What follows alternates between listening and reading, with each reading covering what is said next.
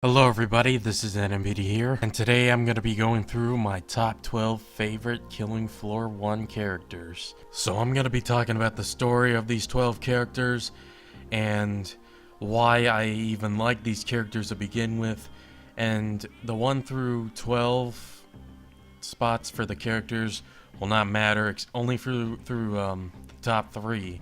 But the rest, the orders will not matter. So don't forget to leave it a thumbs up, and I hope you enjoy. So on number 12 spot, we have Baddest Santa, also known as Bill Weeks. And before I get to his info, I just need to put it out there that I do want to try out these different voices that I know I can or cannot do.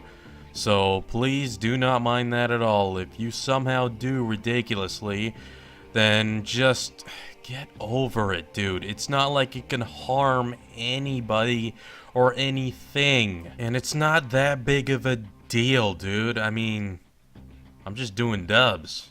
Ain't no problem. Now, on his info, Bill Weeks didn't think he could stop any longer than a part-time job as the mall Santa. But the little girl weeing on him and screaming, "He's the baddest Santa ever!"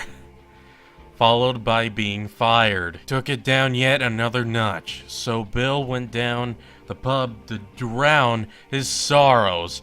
Coming to the next morning, he had no job, a filthy headache, and a truly evil temper, and the world was full of monsters.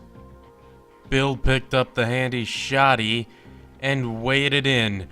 "I'll show you the baddest Santa, you bleep." I think I got what he said there with that censor.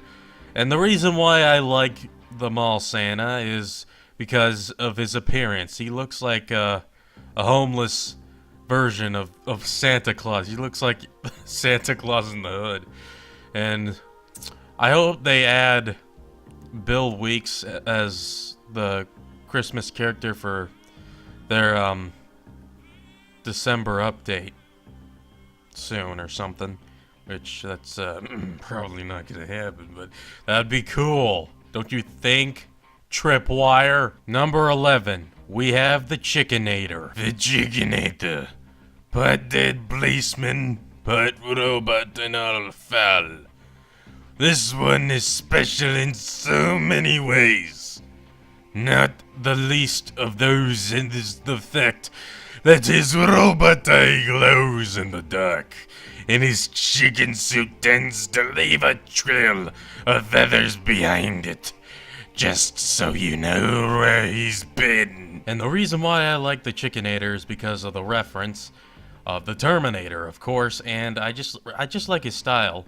And also, there is a possibility that the Chickenator will actually be a playable character in Killing Floor 2, but the voice acting will be a shame, though, because you'll know why if you experience with the DAR. You'll absolutely know why. But moving on. Number 10, we have Harold Hunt. Harold was the front man for the underground punk band, the frickin' Nazis, who played as the Minion. Pubs and bars all over South London. And if he wasn't screaming into a microphone about anarchy and chaos, he was out causing it by kicking the shite out of cackneys, Traversy and Pikes before stealing their bling, courtesy of the Hurzine outbreak, has finding out what really anarchy and chaos is. And the reason why I like Harold Hunt is his style, really. I like it. Number 9, we have Chopper Harris. Now, I ain't gonna be talking about the info for Chopper Harris. I'm gonna let ZOINK talk about it here. Take it away, ZOINK! Copper Harris had spent the last few years beating 7 bells out of people at soccer grounds all over Europe. In return, he'd taken a few kickings from cops, from Scotland to Turkey, but the best bit about the onset of the apocalypse was that suddenly no one was trying to stop him, and they let him play with his guns. Thanks for the info, ZOINK. And the reason why I liked Chopper Harris is his style and his story. Number 8. Mike Noble. When all that is left of your girlfriend are her partly chewed legs, you have to wonder what sort of rave had it been. The wide variety of monster things chasing you around in your Skeletor costume make that pretty clear. Well, most people would wind up as a canape for said monsters. Luckily, some latent psychopathic street seems to have kicked in while our boy Mike found that nice shiny katana. And the reason why I like him is due to his costume. It looks nice. Number 7. Security Officer Thorne, aka Carvenor. Horzine pays the bills. The wife is happy because we can eat again. I get to drink again. I'm happy. Salary bonus? Sure. I says. Experimental? What is? Don't mind if I do. Should a seen it coming. On the bright side, I can bend things real good now. Metal, bones, anything. And the rats they threw me is tasty. I bet that science guy would be tasty too.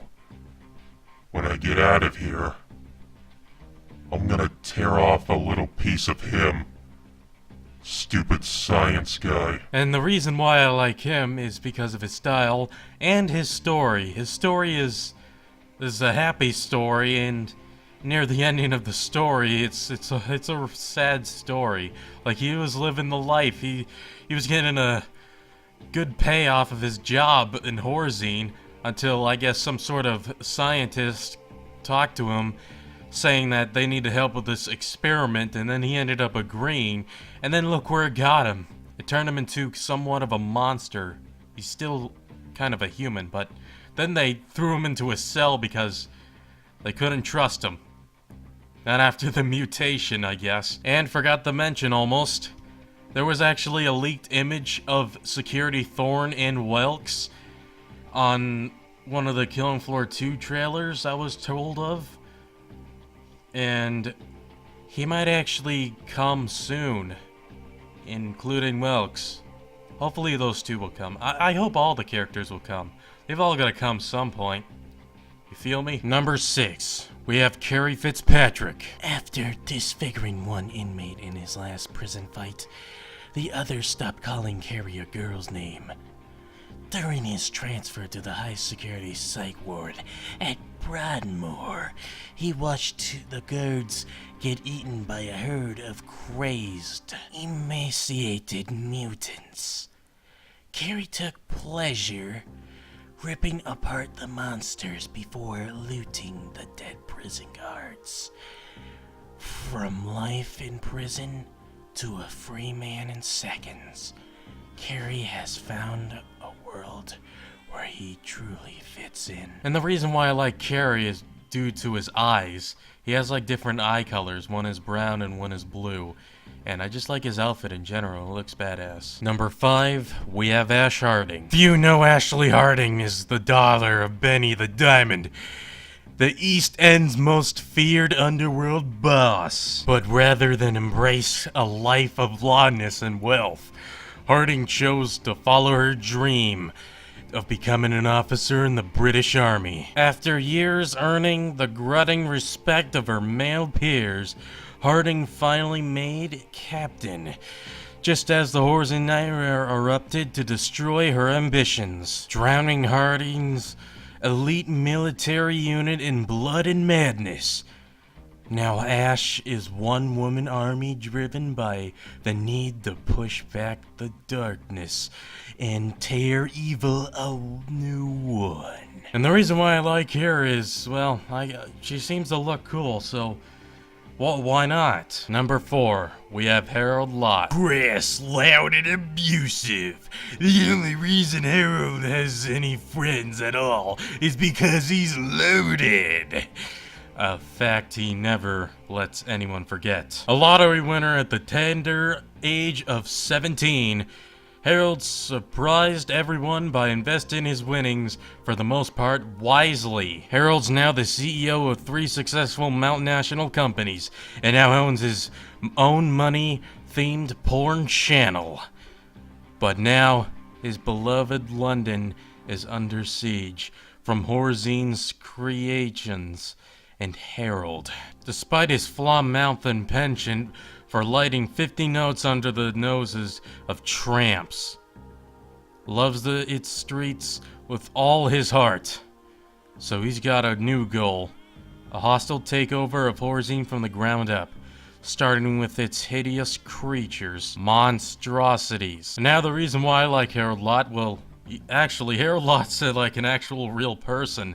Like, he makes the loads of money. Like, you should go check that out if you haven't yet, but definitely should. It's a good song.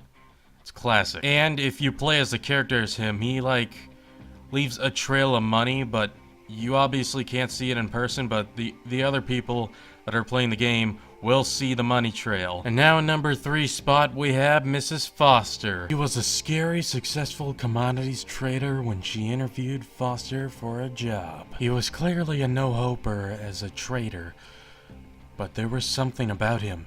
He was so cool, so suave, so unique enough to give her a gas mask of her very own on their first date. It was almost as if he'd known of her certainly that biovirus evil would create the flesh-eating clone horde that ruined her run of the multi-million pound bonuses. They may not be able to work together in the city, but they can work together to exterminate Zeds. Now, the reason why I like Mrs. Foster is,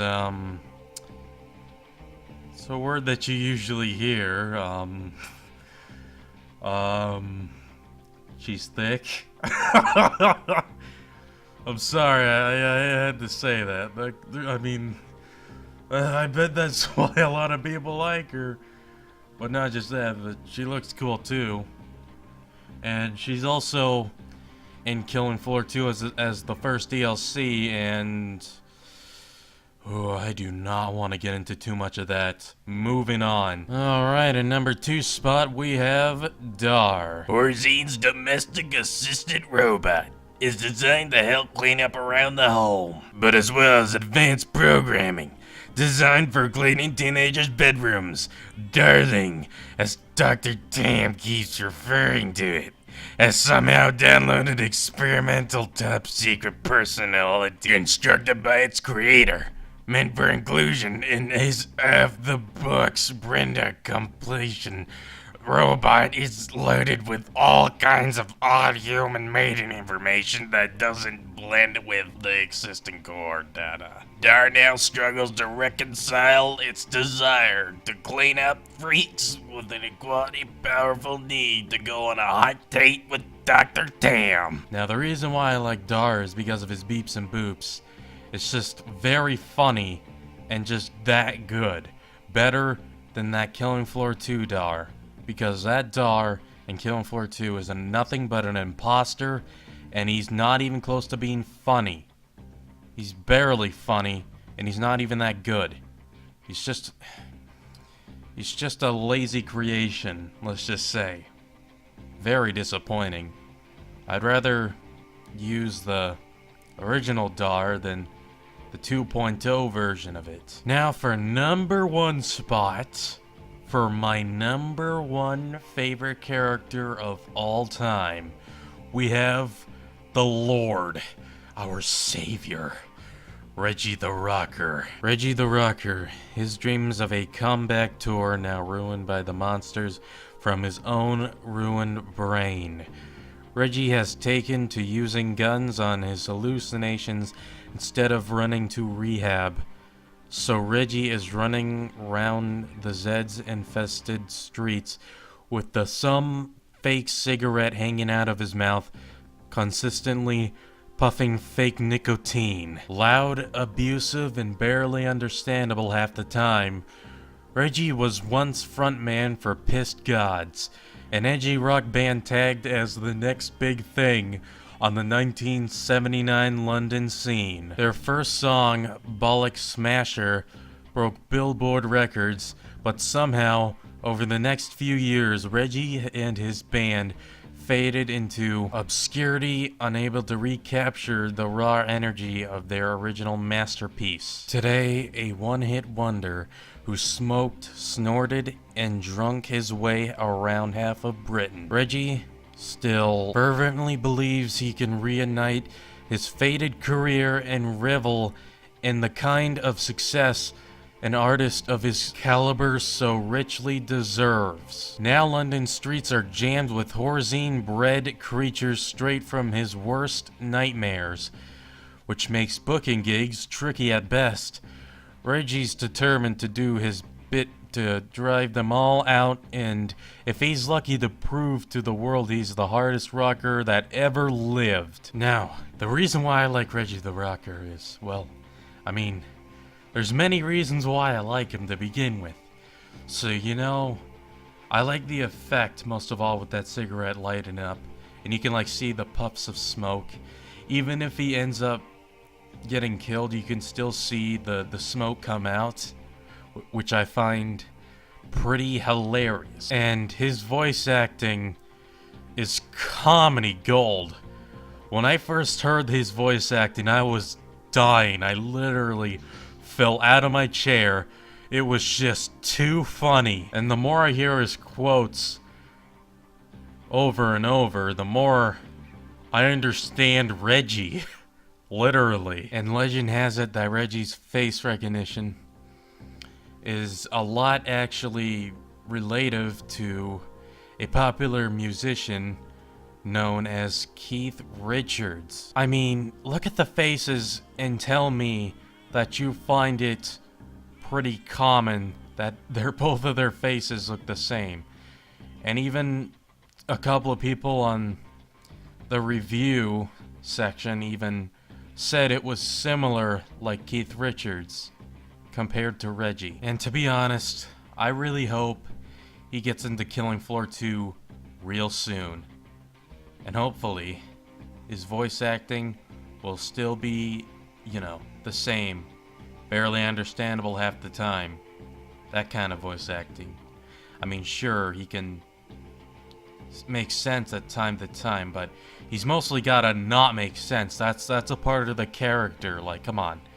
I really hope Tripwire Inactive notices this character, and I hope he'll be in at some point. Hell, all the other characters have got to be in at some point. So that was my top 12 favorite characters. I really hope you guys enjoyed that video, because I've been literally making it for days and days. And don't forget to comment what you think down below, like who's your favorite character and why do you like him and why do you want him back in and all that good stuff.